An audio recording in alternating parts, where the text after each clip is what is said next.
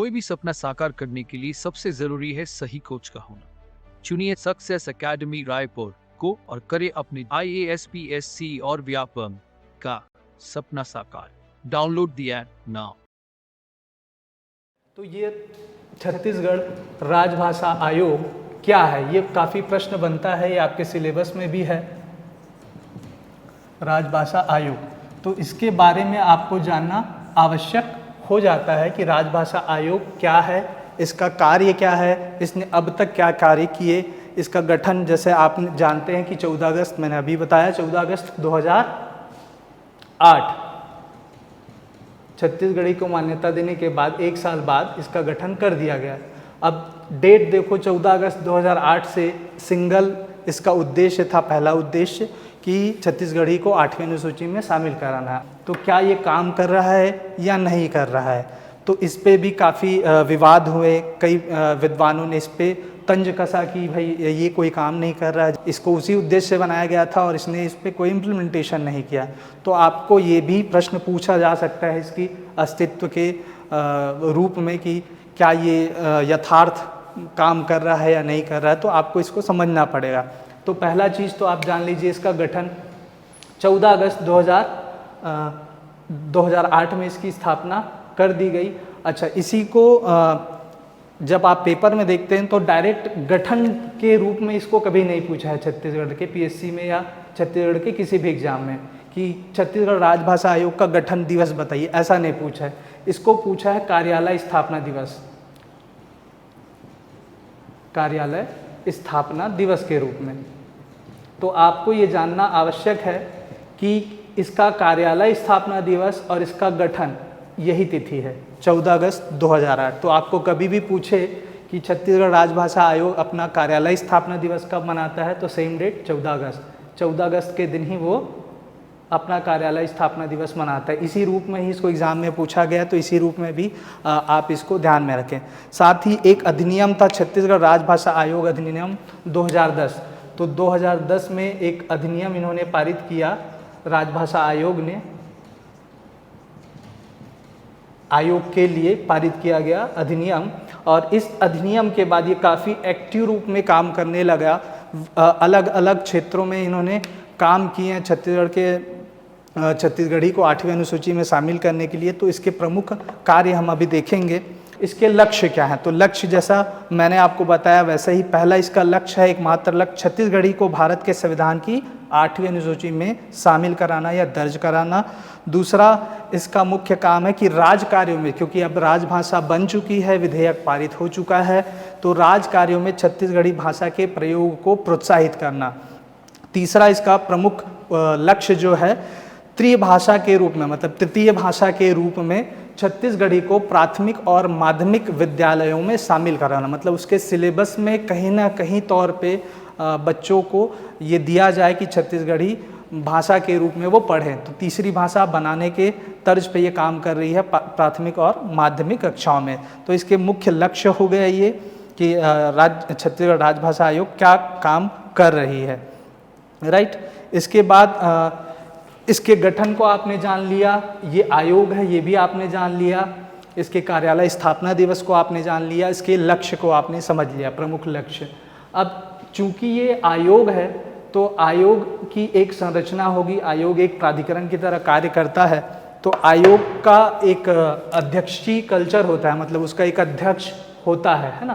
तो ये प्रश्न बनता है कि इसके प्रथम अध्यक्ष कौन थे, राइट, और अभी वर्तमान में अध्यक्ष कौन है, तो ये आपको जानना चाहिए। तो जैसा आप स्क्रीन पे देख पा रहे होंगे कि इसके प्रथम जो अध्यक्ष है छत्तीसगढ़ राजभाषा आयोग के, वो पद्मश्री पंडित श्यामलाल चतुर्वेदी जी थे। ये 2008 जो कि इसकी स्थापना थी, 2008 से 2011 तक उनका कार्यकाल था। उन्होंने प्रथम राजभाषा आयोग के अध्यक्ष के रूप में काम किया। चूँकि पद्मश्री आपको दिख रहा है, बहुत पुराने साहित्यकार हैं और साहित्य के क्षेत्र में ही इनको पद्मश्री दिया गया था। तो ये पद्मश्री कब दिया गया था ये भी आप यहीं पे याद कर लीजिए। 2018 में 26 जनवरी 2018 में उनको पद्मश्री से सम्मानित किया गया था और उसी के बाद उसी साल इनकी मृत्यु भी हो जाती है। तो उसके बाद का ये जो सिनारियो है, मतलब अध्यक्ष पद पे भी वो रहे और साहित्यकार, प्रमुख साहित्यकार भी हैं और पद्मश्री हैं, तो ये इम्पॉर्टेंट हो जाते हैं और आपके आयोग के प्रथम अध्यक्ष भी रहे, तो इनका नाम आपको याद रखना है। उसके बाद 2011 के बाद द्वितीय अध्यक्ष के तौर पे राजभाषा आयोग में श्री दानेश्वर शर्मा जी ने काम किया। उनका कार्यकाल 2011 से 2013 तक था। उसके बाद तृतीय अध्यक्ष के रूप में डॉक्टर विनय कुमार पाठक जी ने काम करना स्टार्ट किया। बीच में एक अंतराल था, 13 से 16 के बीच में कोई अध्यक्ष पद पे नहीं थे मतलब दानेश्वर शर्मा जी ही कार्यभार निभा रहे थे उस समय। तो 2016 से इन्होंने कार्यभार संभाला, 2018 तक इनका कार्यकाल है। तृतीय अध्यक्ष के रूप में डॉक्टर विनय कुमार पाठक कार्य करेंगे। तो डॉक्टर विनय कुमार पाठक ने काफ़ी काम किया है आपके छत्तीसगढ़ी भाषा को विकसित करने में, इसकी व्याकरण को परिशुद्ध करने में, है ना। तो इनका नाम आपको ध्यान में रखना है। तो अध्यक्ष तीनों हो गए। अभी तो फिर इसका वर्तमान अध्यक्ष कौन है, ये आपसे प्रश्न पूछ सकता है। तो हाल ही में चूँकि 2018 में ही नई गवर्नमेंट बनी थी, नई गवर्नमेंट के आने के बाद इस पर किसी भी अध्यक्ष, स्थायी अध्यक्ष का नियुक्ति नहीं किया गया है। तो अभी इसके प्रभारी अध्यक्ष हैं। तो प्रभारी अध्यक्ष के रूप में छत्तीसगढ़ के जो संस्कृति मंत्री हैं वो इसका कार्यभार संभाल रहे हैं। तो उनका नाम आपको पता है, श्री अमरजीत सिंह भगत। तो वो अभी कार्यकारी अध्यक्ष के रूप में इस पे कार्यरत हैं। राइट, अब चलते हैं। इसके कार्यों में विभिन्न अलग अलग काम हैं जो छत्तीसगढ़ी को 8वीं अनुसूची में शामिल कराने के लिए कर रहे हैं। तो इसमें एक विशेष सम्मेलन होता है, प्रांतीय सम्मेलन, राजभाषा आयोग का प्रांतीय सम्मेलन। तो ये प्रतिवर्ष ये करते हैं सम्मेलन। इस सम्मेलन में क्या होता है, प्रांतीय सम्मेलन बेसिकली कहने का मतलब प्रांत, दैट मीन्स राज्य। पूरे राज्य के जितने छत्तीसगढ़ी के भाषाविद हैं, जितने साहित्यकार हैं, वो एक जगह बैठते हैं और बहुत सी चीज़ों पर विचार मंथन करते हैं कि छत्तीसगढ़ी को कैसे 8वीं अनुसूची में शामिल किया जाए और क्या काम हो सकते हैं। और विगत वर्षों तक जितने कार्य हुए हैं तो उनके अनुसार पे लोगों की प्रशंसा की जाती है, उनको सम्मानित किया जाता है। तो प्रथम प्रांतीय सम्मेलन कब हुआ था, ये प्रश्न आपसे पूछ सकता है। प्रथम प्रांतीय सम्मेलन 2013 से शुरू हुआ था। राइट, 2013 से शुरू हुआ था प्रथम प्रांतीय सम्मेलन। तो प्रथम प्रांतीय सम्मेलन कहाँ हुआ ये आपको ध्यान में रखना चाहिए। जैसा कि आप स्क्रीन पे देख रहे हैं कि प्रथम प्रांतीय सम्मेलन जो है भिलाई में हुआ था। भिलाई में स्वामी स्वरूपानंद सरस्वती महाविद्यालय है, वहीं ये प्रथम सम्मेलन हुआ था। तो ये कब हुआ था, 2013 में। तो फरवरी 23-24 को ये हुआ था, वहाँ 2 दिवसीय सम्मेलन था 2013 में। उसके बाद लगातार ये 2018 तक ये लगातार सम्मेलन जारी रहता है प्रतिवर्ष। लेकिन 2018 के बाद फिर वही नई सरकार के आने के बाद ये रुक जाता है। तो 2018 में ये 6वां सम्मेलन होता है, जबकि 2013 में पहला, राइट, फर्स्ट सम्मेलन। तो इसके बाद अभी कोई लेटेस्ट सम्मेलन नहीं हुआ है 2019 में, ना ही 2020 में कोई सम्मेलन हुआ। तो ये 2018 जो 6वां सम्मेलन है आपके लिए इम्पॉर्टेंट है और पहला आपको याद रखना है। साथ ही मैं आपको बता देता हूं कि दूसरा तीसरा कहाँ कहाँ हुआ। तो जैसा आप स्क्रीन पे देख रहे हैं कि द्वितीय प्रांतीय सम्मेलन जो है रायपुर में हुआ था 2014 में। तृतीय प्रांतीय सम्मेलन बिलासपुर में हुआ 2015 में। चतुर्थ प्रांतीय सम्मेलन हुआ कोरबा में 2016 में। और 5वां प्रांतीय सम्मेलन हुआ राजिम में 2017 में। और आखिरी और 6वां जो अभी तक का लेटेस्ट है वो हुआ बेमेतरा में, बेमेतरा जिला में। ये 3 दिवसीय सम्मेलन था, इसलिए भी इसको याद रखना, 19, 20, 21, 3 दिन जनवरी में ये 2018 में ये हुआ था बेमेतरा का 6वां प्रांतीय सम्मेलन। तो ये बहुत इंपॉर्टेंट है 6वां प्रांतीय सम्मेलन। और ये प्रांतीय सम्मेलन हर साल पूछा है, जिस साल का पेपर में इसका हुआ है उसके पिछले साल जो भी प्रांतीय सम्मेलन हुआ है उसके बारे में पूछा ही है कि कौन सा प्रांतीय सम्मेलन है, कब हुआ, या उसके बारे में कुछ ना कुछ उन्होंने क्वेश्चन आस्क किए हैं आपके पेपर में। तो ये आपके लिए इम्पॉर्टेंट है, चूँकि ये लेटेस्ट है तो इसके बारे में हम अभी डिटेलिंग करेंगे। और ये पहला है तो इसका तिथि और जगह आपको याद रखना है। तो 6वां प्रांतीय सम्मेलन जैसा कि आप स्क्रीन में देख रहे हैं 19, 20, 21 जनवरी 2018 मैंने आपको बताया कि 3 दिवसीय सम्मेलन था।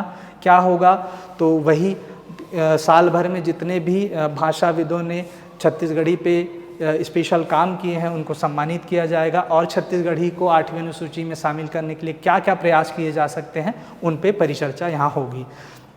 तो ये किनको समर्पित है? अक्सर आप देखेंगे कोई भी साहित्य सम्मेलन या साहित्यिक कार्यक्रम होता है तो किसी विशिष्ट को समर्पित होता है, किसी पुराने साहित्यकार को या किसी देवी देवता को। तो ये स्वर्गीय डॉक्टर विमल कुमार पाठक, ये छत्तीसगढ़ के जाने माने साहित्यकार थे, उनको समर्पित था। और इनका चूँकि निधन 2017 में ही हुआ था, तो जस्ट उसके बाद 2018 में उनको समर्पित ये कार्यक्रम रखा गया। तो ये भी आप याद रखेंगे कि डॉक्टर विमल कुमार पाठक को समर्पित 6वां प्रांतीय सम्मेलन था। कहाँ हुआ? तो आपको पता है बेमेतरा जिला में। तो बेमेतरा जिला का जिला मुख्यालय है, जिला मुख्यालय में ये मतलब संगोष्ठी हुई थी। तो उस भवन का नाम भी आपसे पूछ सकता है, उस भवन का नाम है महेश्वरी भवन, क्योंकि यही लेटेस्ट है, आखिरी यही हुआ है। तो इसके बारे में जितनी जानकारी हो सके आपको याद रखने की कोशिश करनी चाहिए। तो महेश्वरी भवन, जिला मुख्यालय बेमेतरा, यहाँ ये हुआ था संगोष्ठी। अब इसमें 2 प्रमुख चीज़ें निकल के सामने आती हैं। तो एक है गुरतुर गोठ। गुरतुर गोठ को छत्तीसगढ़ की प्रथम वेब पत्रिका के रूप में सम्मानित किया। गुरतुर गोठ एक वेब पोर्टल है, अगर आप नेट पे सर्च करेंगे तो आपको मिल जाएगा। छत्तीसगढ़ी साहित्य और साहित्यकारों से वो भरा पड़ा हुआ है वो पोर्टल, और छत्तीसगढ़ी लैंग्वेज में ही उसके सारे इन्फॉर्मेशन होते हैं। तो छत्तीसगढ़ी में प्रथम वेब पत्रिका के रूप में गुरतुर गोठ को सम्मानित किया गया। तो चूँकि ये पत्रिका है तो पत्रिका के एक संपादक होंगे, तो संपादक का नाम आपको याद रखना चाहिए। गुरतुर गोठ के संपादक कौन है? तो श्री संजीव तिवारी हैं। संजीव तिवारी मुख्यतः भिलाई नगर के रहने वाले हैं, भिलाई नगर जो कि दुर्ग जिले में पड़ता है। तो ये दोनों ही फैक्ट याद रखेंगे आप कि गुरतुर गोठ छत्तीसगढ़ की पहली वेब पत्रिका के रूप में सम्मानित, और इसके संपादक श्री संजीव तिवारी जी।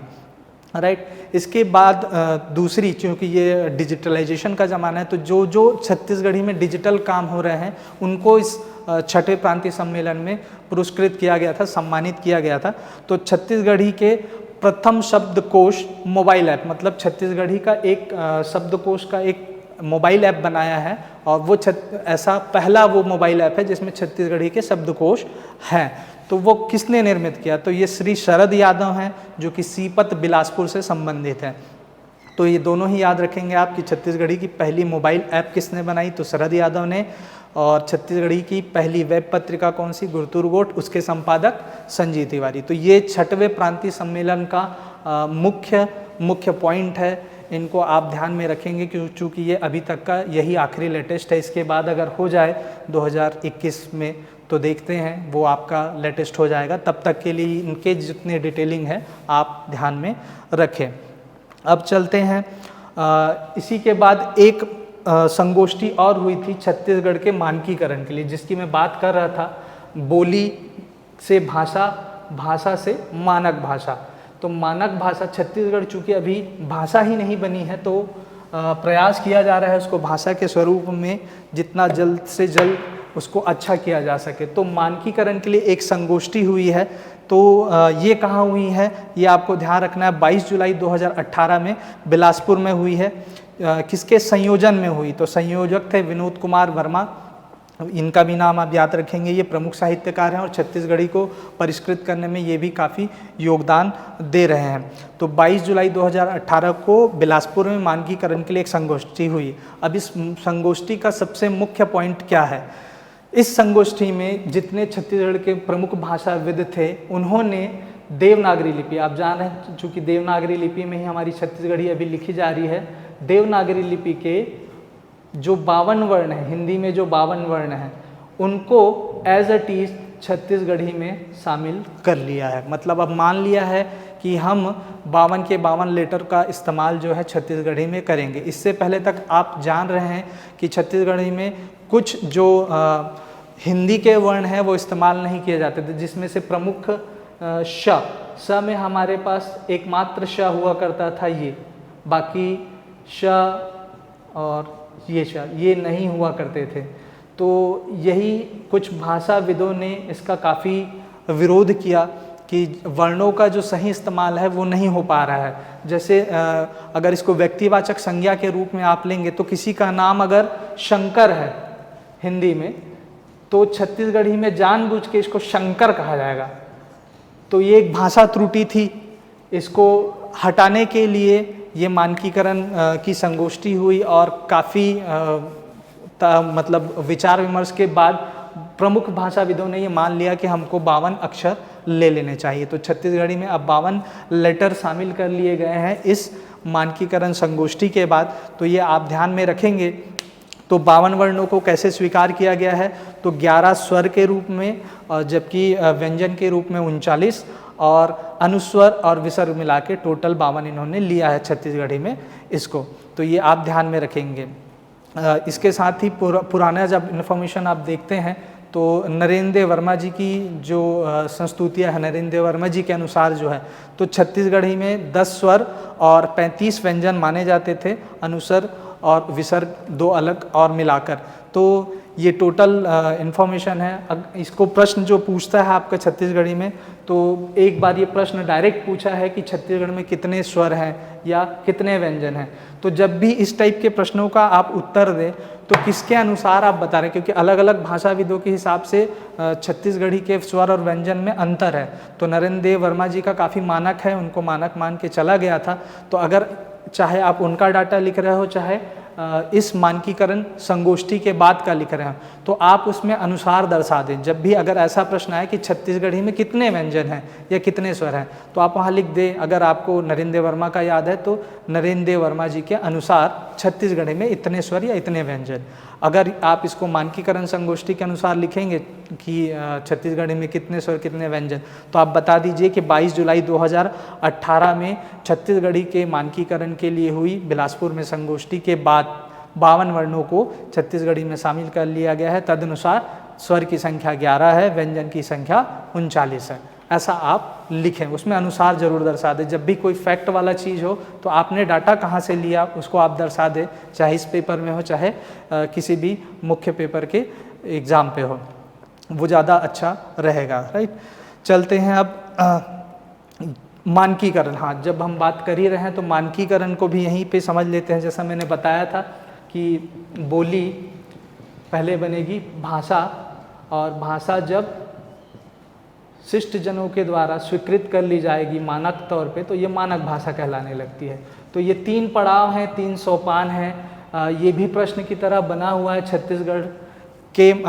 छत्तीसगढ़ी के मानकीकरण से क्या फ़ायदे होंगे, क्या 8वीं अनुसूची में जाने के लिए मानकीकरण एक आयाम है, तो हाँ है। अगर वो मानक होते जाएगी, उसकी व्याकरण की परिशुद्धियाँ होते जाएंगी, तो वो भाषा के तौर पे जल्दी रिकॉग्नाइज होगा, 8वीं अनुसूची में जल्दी शामिल होगा। तो मानकीकरण आप एक तरफ जैसे स्क्रीन में देख पा रहे हैं, उसकी परिभाषा मैंने दी हुई है कि मानक भाषा किसी देश अथवा राज्य की वह परिनिधि तथा आदर्श भाषा होती है जिसका प्रयोग वहाँ के शिक्षित वर्ग अपने सामाजिक, सांस्कृतिक, साहित्यिक, व्यापारिक एवं वैज्ञानिक तथा प्रशासनिक दृष्टि के कार्यों में करते हैं। तो मतलब कुल मिला के शिष्ट जनों के द्वारा ये प्रयोग में लाए जाने लगती है बिना किसी त्रुटि के। मतलब व्याकरण उसका परिशुद्ध हो जाएगा और सारी चीज़ें जब एक्यूरेट हो जाएंगी तब उसको मानक भाषा माना जाएगा। तो यही मानकीकरण है। ये पूछा हुआ है छत्तीसगढ़ पीएससी ने कई बार, तो आप इसको ध्यान में रखिए। तो इसकी मानकीकरण के 3 चरण अगर आपको पूछे या 3 सोपान के रूप में वो पूछता है, मानकीकरण के 3 सोपान कौन कौन से हैं, तो यही वो 3 सोपान है। पहला बोली के रूप में, दूसरा उसका विकास होता है भाषा के रूप में, फिर जब वो शिष्ट जनों से स्वीकृत कर ली जाती है तो वो मानक भाषा। तो यही 3 चरण हैं, ये 3 सोपान भी आपको ध्यान में रखने चाहिए। अब देख लेते हैं कि राजभाषा आयोग का गठन हुए 12 वर्ष हो गए हैं, तो इसने कौन कौन से क्षेत्र में विभिन्न कार्य किए हैं। इसके कार्य इंपॉर्टेंट है क्योंकि ये आयोग लगातार छत्तीसगढ़ी भाषा के लिए ही काम कर रहा है, तो इसके प्रश्न हर बार पूछता है। तो इनके प्रमुख कार्य आपको मेंस में भी पूछ सकता है, प्री में भी पूछ सकता है। तो आप इसको समझें कि क्या क्या इसके कार्य हैं। तो जैसा आप स्क्रीन पे एक तरफ देख पा रहे हैं कि राजभाषा आयोग के प्रमुख कार्य, इनके प्रयासों से आकाशवाणी और दूरदर्शन में छत्तीसगढ़ी कार्यक्रमों का प्रसारण आरंभ हुआ। तो आकाशवाणी में जैसे मोर भुइयाँ कार्यक्रम हो गया, दूरदर्शन में मोर भुइयाँ के गोठ, इस तरीके से बहुत से कार्यक्रम इनके प्रयासों द्वारा चालू किए गए हैं। जैसे मुख्यमंत्री का साप्ताहिक जो 2 सप्ताह के बीच में एक कार्यक्रम आता है वैसा, तो बहुत सारे कार्यक्रम जो है छत्तीसगढ़ी ही भाषा में, छत्तीसगढ़ी न्यूज़ का संचालन, तो ये सारे जो है राजभाषा आयोग के प्रयास के द्वारा ही हो रहे हैं। तो ये आप ध्यान में रखेंगे, इसको आप लिख सकते हैं मेंस में पॉइंट की तरह। फिर रेलवे स्टेशनों में जो छत्तीसगढ़ी में उद्घोषणा होती है तो ये भी इनके प्रयास से है। आप जानते हैं कि हिंदी और अंग्रेजी, उसके बाद छत्तीसगढ़ के स्टेशनों में छत्तीसगढ़ी भाषा में उद्घोषण होता है कि रेल इस टाइम पे आ रही। इसी तरह के बहुत से सरकारी जगहों पे भी उद्घोषणा का जो कार्यक्रम है अब छत्तीसगढ़ी में किया जाने जा रहा है। तो ये राजभाषा आयोग की ही सहायता से हो पा रही है। इसके अलावा 2006 से स्थापित छत्तीसगढ़ राज्य की हिंदी ग्रंथ अकादमी के साथ मिलकर इन्होंने बहुत से किताबों का प्रकाशन किया है। तो हिंदी ग्रंथ अकादमी को आप सभी जानते हैं, आपके छत्तीसगढ़ राज्य के जितने भी विभिन्न एग्जाम हैं उनके लिए जो मानक पुस्तकें हैं वो छत्तीसगढ़ राज्य की हिंदी ग्रंथ अकादमी ही छापती है। तो उनके साथ मिलकर कई साहित्यकारों की जो पुस्तकें हैं वो राजभाषा आयोग द्वारा छपवाई गई है। साथ में राजभाषा आयोग भी अपना प्रकाशन करता है, तो ये भी आप याद में रखेंगे। फिर 2010, जैसे मैंने बताया था कि अधिनियम 2010 जो है छत्तीसगढ़ राजभाषा आयोग के लिए आया था और उसी में एक राजभाषा आयोग सम्मान की भी घोषणा की गई थी। तो 2010 के बाद से छत्तीसगढ़ राजभाषा आयोग सम्मान एक सम्मान के रूप में साहित्यकारों को दिया जाता है। हालांकि इसमें कोई विशेष धनराशि वगैरह नहीं होती, पर एक सम्मान, साहित्यकारों के लिए सम्मान ही बहुत बड़ा होता है। तो हर साल जो प्रांतीय संगोष्ठी होती है उसमें ये पुरस्कार दिए जाते हैं अलग अलग साहित्यकारों को, राइट। इसके बाद प्रशासनिक शब्दकोश, एक इन्होंने प्रशासनिक शब्दकोश जारी किया था। तो ये थोड़ा जान लीजिए प्रशासनिक शब्दकोश क्या है। ये पिछले साल के पहले तक पीएससी के सिलेबस में था शब्दकोश, और अभी हाल ही में जो आपका एग्ज़ाम आया है छत्तीसगढ़ वन परीक्षा का, तो उसमें ये है, ये पुराने सिलेबस को ही इन्होंने कॉपी पेस्ट किया है प्रशासनिक शब्दकोश। तो उसमें आपको पढ़ना पड़ेगा, लेकिन छत्तीसगढ़ पीएससी में ये अब नहीं है, इसको डिलीट कर दिया है। अब ये उसके जगह पे छत्तीसगढ़ी के वाक्य रूपांतरण पूछने लगा है, छत्तीसगढ़ी से हिंदी में कन्वर्ट करने को पूछता है। तो प्रशासनिक शब्दकोश बेसिकली है क्या, ये आप जान लीजिए। प्रशासनिक शब्दकोश कहने का तदार्थ ये है, प्रशासन जो होता है, राज्य प्रशासन, जिला प्रशासन, तो उनके द्वारा कई ऐसे शब्द होते हैं, कई ऐसे टर्मिनोलॉजी होते हैं जो लगातार प्रशासनिक दृष्टिकोण से इस्तेमाल किए जाते हैं। जैसे आवेदन पत्र ही हो गया, तो उसको छत्तीसगढ़ के लोग क्या कहते हैं, चूँकि प्रशासन में बैठा व्यक्ति उसको एप्लीकेशन या आवेदन पत्र की तरह जानता है, लेकिन छत्तीसगढ़ का निवासी या छत्तीसगढ़ी बोली बोलने वाला उसको अगर कुछ और कहे तो वो नहीं समझ पाएगा। तो इस तरीके से कई ऐसे शब्द हैं जिसको छत्तीसगढ़ी में कुछ और कहा जाता है, छत्तीसगढ़ी लैंग्वेज में प्रॉपर, तो उसके ट्रांसलेशन हिंदी और अंग्रेजी में करके छत्तीसगढ़ राजभाषा आयोग ने प्रशासनिक शब्दकोश जारी किया था। तो ऐसा पहला जो शब्दकोश है 16 जुलाई 2018 को इन्होंने जारी किया था, राइट, 16 जुलाई 2018। तो प्रशासनिक शब्दकोश बेसिकली उन ऑफिसर्स लोगों के लिए था जो छत्तीसगढ़ी भाषा से विदित नहीं थे। उनको समस्या ये होती थी कि कोई छत्तीसगढ़ वासी या छत्तीसगढ़ बोली बोलने वाला व्यक्ति अगर आए और उनसे कोई बात परिचर्चा करे तो उनको वो नहीं समझ में आता था। तो बेसिकली ये किताब बनाई ही गई थी प्रशासनिक अधिकारियों के लिए, उनको दिया गया था उनको पढ़ने के लिए। तो इसका पहला, ये बेसिकली 3 पार्ट में आने वाला था, पार्ट 1, पार्ट 2, भाग 1, भाग 2, भाग 3 की तरह। तो इसका पहला पार्ट 16 जुलाई 2018 को जारी हुआ था।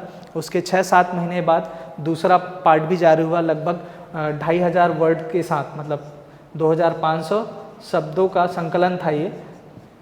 इतने शब्द थे छत्तीसगढ़ी के जिनको प्रशासनिक शब्द में क्या कहा जाता है हिंदी और अंग्रेजी में, उसको ट्रांसलेट करके।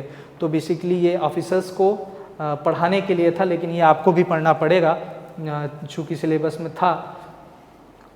तो पार्ट 1, पार्ट 2, पार्ट 3 के रूप में ही आना था। पार्ट 1 जारी हुआ, 6 महीने बाद पार्ट 2 जारी हुआ। पार्ट 2 और पार्ट 1 में कुछ त्रुटियां थी, तो उसके कारण ये प्रशासनिक शब्दकोश फिर से अपडेट होने गया वापस। राजभाषा आयोग ने वापस लिया कि हम इस पे सुधार करके देंगे। उसके बाद तीसरा जो है जारी नहीं हुआ। तो आपको सिर्फ ये याद रखना है प्रशासनिक शब्दकोश क्या है। पहला प्रशासनिक शब्दकोश, पहला भाग उसका कब जारी हुआ, चूँकि ये राजभाषा आयोग का एक अपना अच्छा पहल था, और उसमें कितने शब्द थे, ये 3 आप याद रखेंगे। बाकी अब अपडेट होके जब भी आएगा तो फिर उस पर परिचर्चा हम लोग करेंगे, राइट। तो ये प्रमुख काम थे राजभाषा आयोग के, ये आपको बिल्कुल ध्यान में रखने। इसके अतिरिक्त 2 प्रमुख कार्यक्रम हैं ये जो राजभाषा आयोग ने चला रखे हैं। 2010 के बाद से ही। तो ये दोनों कार्यक्रम लगातार पूछे गए हैं, इन दोनों कार्यक्रम के उद्देश्य पूछे गए हैं और क्या क्या उसके आयाम हैं ये पूछे गए हैं। तो सबसे पहला कार्यक्रम बिजहा कार्यक्रम, बिजहा कार्यक्रम, और एक कार्यक्रम है माई कोठी योजना। तो दोनों के छत्तीसगढ़ी मीनिंग है। बिजहा दैट मीन्स किसी भी छत्तीसगढ़ में, छत्तीसगढ़ लोग जब कोई फसल आती है तो फसल को नेक्स्ट साल बोने के लिए उसकी कुछ बीज को उपचारित करके रख लेते हैं कि अगले साल हम इससे वापस फसल बोएंगे, तो वही बिजहा कहलाता है। तो उसी के तर्ज पे ये बिजहा कार्यक्रम है। जबकि माई कोठी जो योजना है, माई कोठी छत्तीसगढ़ में या छत्तीसगढ़ी में किस चीज़ को कहा जाता है? तो माई कोठी जहाँ प्रमुख खाद्यान्न का भंडार होता है, विशेष स्थल होता है या विशेष रूम कहा जाए, उसको कहते हैं माई कोठी। तो वहाँ पे संग्रहण का काम, ये आप शब्दों की मीनिंग समझिए, उसी के बाद ये कार्यक्रम आपको समझ में आएंगे। बिजहा से आपको समझ में आया संरक्षण, बीजों का संरक्षण वो करते हैं, जबकि माई कोठी मतलब संग्रहण। तो अब दोनों कार्यक्रम को समझते हैं ये किस तर्ज पे चालू किए गए हैं। बिजहा कार्यक्रम छत्तीसगढ़ी राजभाषा आयोग द्वारा छत्तीसगढ़ी के लुप्त होते शब्दों को संग्रहित करने के लिए चलाया गया है। ठीक है, तो लुप्त होते शब्द कहने का मतलब वे शब्द जो छत्तीसगढ़ी के सामान्य बोलचाल से अब डाइल्यूट हो रहे हैं या हट जा रहे हैं या लोग इस्तेमाल नहीं कर रहे हैं, तो उसको क्या करेगा? राजभाषा आयोग संकलित करेगा लोगों के पास जाके या विभिन्न संस्थाओं के माध्यम से जिनको ये पता है कि ये शब्द हैं, और उनको वो वापस इस्तेमाल में लाने का प्रयास करेंगे। तो ये टोटल बिजहा कार्यक्रम के अंतर्गत है। राइट, इससे इस कार्यक्रम का रिलेशन बीज से नहीं है। ठीक, समझने के लिए बिजहा क्या है ये आपको पता होना चाहिए, और ये कार्यक्रम क्या है? तो लुप्त प्राय शब्दों का संकलन और उसको वापस प्रयोग में लाना। जैसे उदाहरण के तौर पे अगर आप देखें तो छत्तीसगढ़ी में एक शब्द होता है बने बने, बने बनेगा सियान, ऐसा करके छत्तीसगढ़ वाले बोलते हैं। तो बने बने का मतलब क्या होता है? आनंद हो, कुशल मंगल हो, ये पूछने का ददार्थ होता है। राइट, इसी तरह छत्तीसगढ़ी में शब्द होता है सगा या लागमानी, हमारे घर सगा हैगा या हमारे घर लागमानी बैठे हैं। तो लागमानी मतलब अतिथि, सगा यानी अतिथि, मेहमान। राइट, उसी तरीके से छत्तीसगढ़ी में शब्द होता है अड़बड़ या आगर या उपरहा, मोला अड़बड़ खाएबर दे दे, उपरहा दे थोकन। तो इसका मतलब है थोड़ा अधिक या ज़्यादा अधिक दो मुझे। राइट, उसी तरीके से गरब, गरब तोला बहुत गरब है, गरब दैट मीन्स घमंड या गुरूर। तो इस टाइप के शब्द जो हैं छत्तीसगढ़ी से इस्तेमाल में आजकल गायब होने लगे हैं, तो इनको वापस प्रयोग में लाने का प्रयास जो है ये कार्यक्रम कर रहा है, बिजहा कार्यक्रम। तो आप इसको ध्यान में रखेंगे। फिर जो दूसरा कार्यक्रम है माई कोठी की, माई कोठी योजना, माई कोठी जैसे मैंने बताया ये भी एक संग्रहण के तरीके का ही अभिप्राय है। तो माई कोठी में क्या चीज़ें रखी जाएंगी? मुख्य चीज़ें। तो ये क्या है योजना? छत्तीसगढ़ राजभाषा आयोग द्वारा छत्तीसगढ़ या छत्तीसगढ़ी, इस टर्मिनोलॉजी को याद रखना, इसमें बहुत से बच्चे कंफ्यूज होते हैं। ये दोनों चीज़ों के लिए छत्तीसगढ़ या छत्तीसगढ़ी, मतलब कोई ऐसा किताब जो छत्तीसगढ़ के बारे में बता रहा हो या छत्तीसगढ़ी के बारे में विवरण कर रहा हो। तो छत्तीसगढ़ या छत्तीसगढ़ी से संबंधित किसी भी भाषा की पुस्तक जो छपी होगी उसको राजभाषा आयोग क्रय करेगा और उसको लाइब्रेरी के तौर पे संग्रहित करेगा। यही ये माई कोठी योजना है।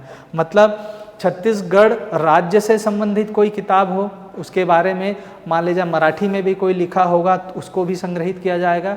छत्तीसगढ़ी से मतलब छत्तीसगढ़ी भाषा के विषय में भी अगर कोई किताब लिखी गई है और भले वो हो कि कैसे छत्तीसगढ़ी सीखे और तमिल से वो लिखा हो, तो उस पर भी वो किताब होगी तो वो संग्रहित करेंगे। यानी छत्तीसगढ़ या छत्तीसगढ़ी भाषा से संबंधित किसी भी भाषा में प्रकाशित पुस्तक को क्रय करके संग्रहित करने का यह प्रोग्राम है माई कोठी योजना। तो उम्मीद करता हूँ मैं कि आपको राजभाषा आयोग और राजभाषा आयोग के कार्य समझ में आए होंगे। तो आज की क्लास में आपने देखा कि छत्तीसगढ़ी का पाठ्यक्रम कैसा है, आपके पेपर के अकॉर्डिंग उसमें क्या योगदान है उसका आपने वो समझा।